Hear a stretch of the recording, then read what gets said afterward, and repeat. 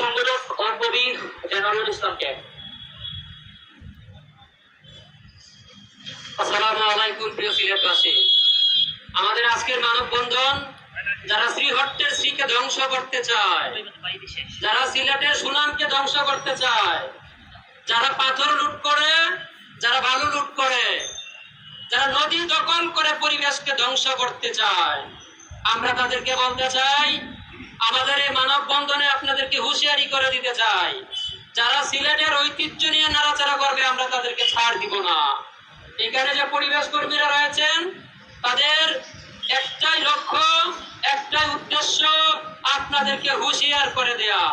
চাঁদাবাজ, লুটতরাজ এই সিলেটের মানুষ সহ্য করবে না।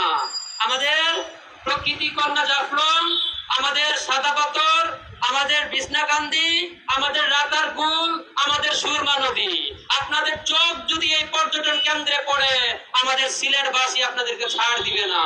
আমাদের লক্ষ্য আমাদের সিলেটকে বাঁচিয়ে রাখতে হবে। আমাদের লক্ষ্য আমাদের সিলেটের সুনামকে বিশ্বব্যাপী ছড়িয়ে দিতে হবে। আজকে যারা আয়োজন করেছেন, যারা রোদে দাঁড়িয়ে থেকে প্রতিবাদ জানিয়েছেন, আপনাদের প্রতি কৃতজ্ঞতা জ্ঞাপন করছি। সিলেটের প্রতি কৃতজ্ঞতা, পরিবেশের প্রতি, দেশের প্রতি আপনাদের দায়বদ্ধতা দেখিয়েছেন, আমরা তা কোনোদিন ভুলবো না। আমরা আরেকটা কথা মনে করিয়ে দিতে চাই, আপনারা যারা প্রকৃতিকে ধ্বংস করতে চান তারা মানুষের শত্রু, দেশের শত্রু। শত্রুর সাথে আমাদের কোনো সন্ধি নেই। ধন্যবাদ সবাইকে। ধন্যবাদ। সংগ্রামী উপস্থিতি।